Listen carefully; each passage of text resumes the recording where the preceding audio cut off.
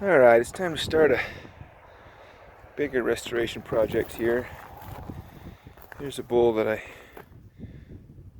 found as a dead head probably 3-4 years ago. It was pretty chalky when I found it. You can see it's got some significant checking and splits and cracks. My mom recently asked me for this. She wanted to take and put it up at the cabin. And I thought, well, before I send it up there, I'm going to put some effort into restoring it, just to be able to show on video you can do the same steps with elk, same basic steps as it takes on a deer. And I'm going to start again by filling the cracks with the wallboard joint compound, and then I'm going to paint it. Alright, so I'm just putting this on here.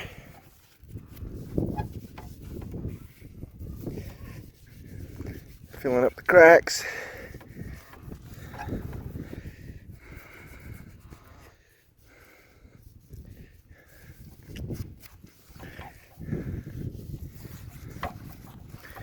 I'll have to flip it over and do the other side because I can't get quite all of this side, but after I get it on there and it starts to dry just a little bit, then I'll take a sponge here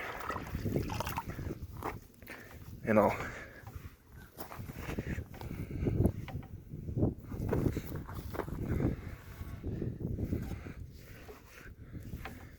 wipe as much of the mud off as I can.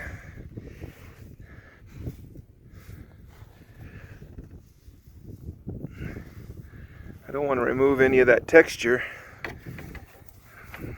and all I really need is that wallboard compound, the joint compound in the crack. So I'll wipe off about 80% of what I'm putting on here.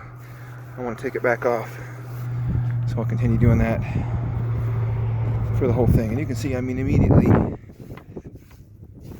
know, there's that same antler that was all cracked and split and nasty. I already see that I've got something I can start to work with here.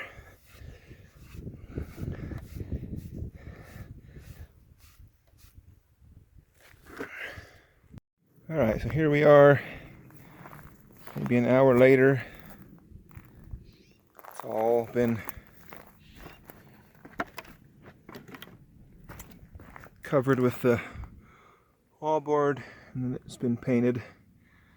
A couple quick coats of paint. You can see now we have no more splitting, cracking.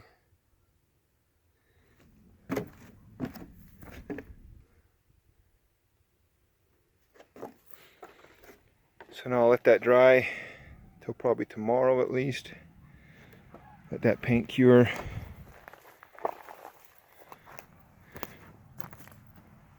So that I have a good base now to start with to put color back onto it. Now this is a set of antlers that's been out in the weather for probably 12-15 years at least. So we're going to take and bring it back.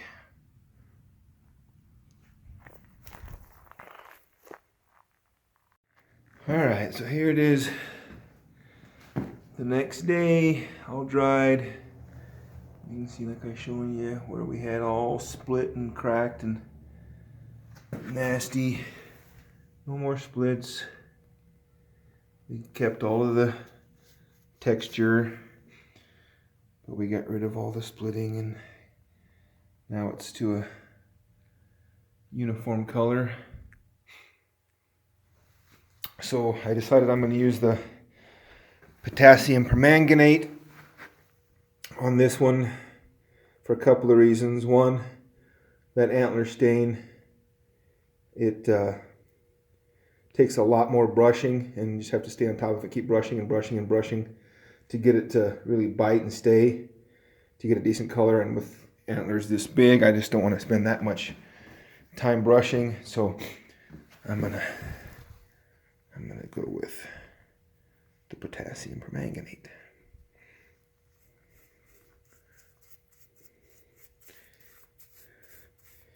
You see how purple that is when it goes on? Well, it'll dry to a nice color of brown.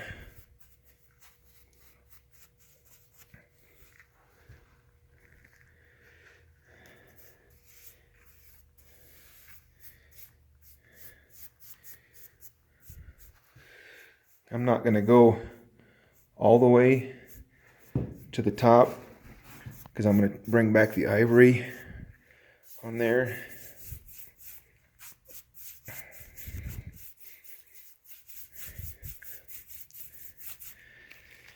And so even this takes a little bit of brushing to get it to go down in there.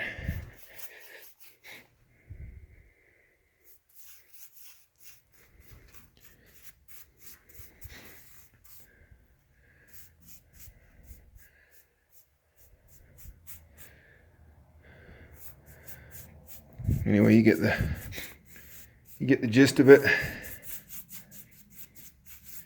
I can tell this is probably gonna take 2 coats. You can see it's starting to dry to a light brown, so I'll probably put a second coat on it, but I'll do this whole beam and then I'll show you. All right, here's the first coat.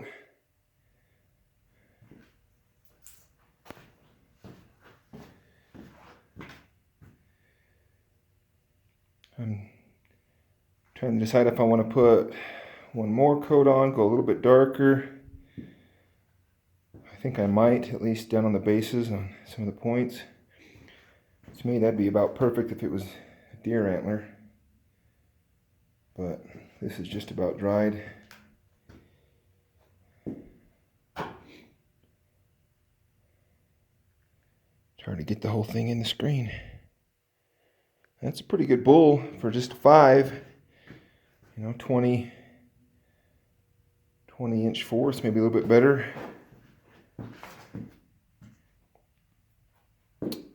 Probably pretty easily a 330 to 340 class bull without fifths. Easily 330. You know, there ain't nothing on them less than 17, 18.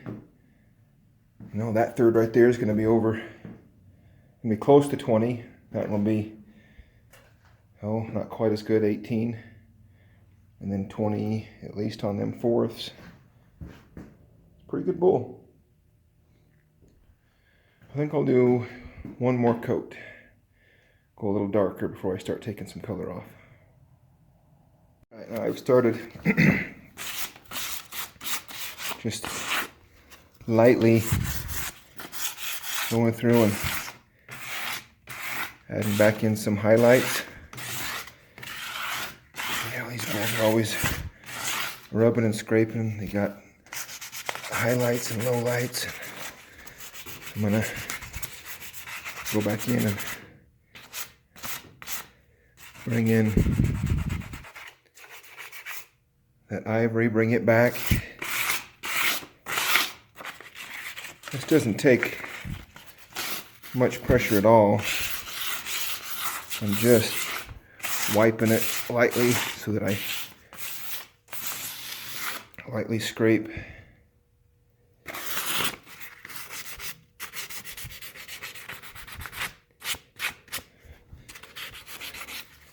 I'll take and again, I have to be real careful. I don't want to go back through.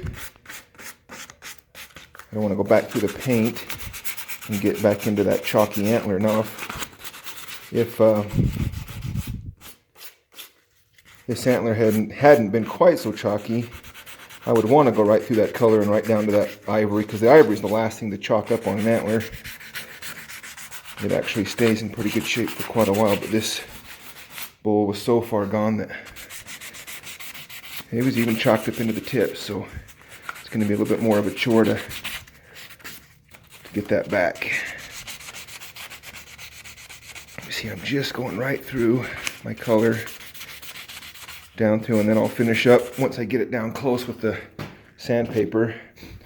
I'll come back through with the steel wool and do a little bit more work.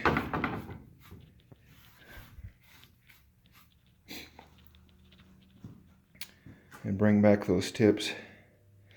Once I do that, then I'll just throw a little bit of this clear satin. Even this clear satin, you don't want a high gloss, you don't even want a semi-gloss. This clear satin still, to me, is a little bit more glossy than the natural gloss on an antler.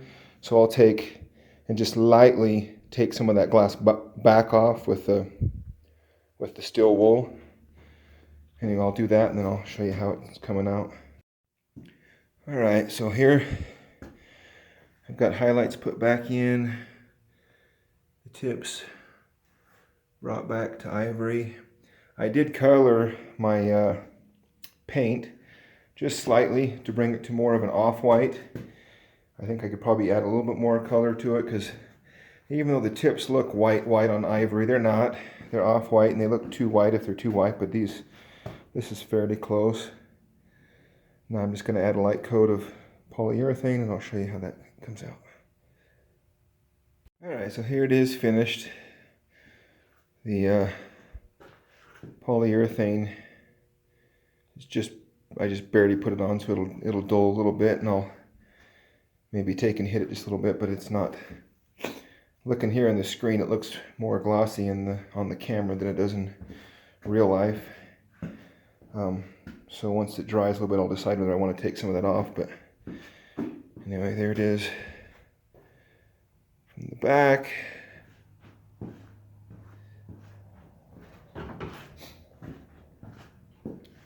There it is from the front. Again, this is the potassium permanganate.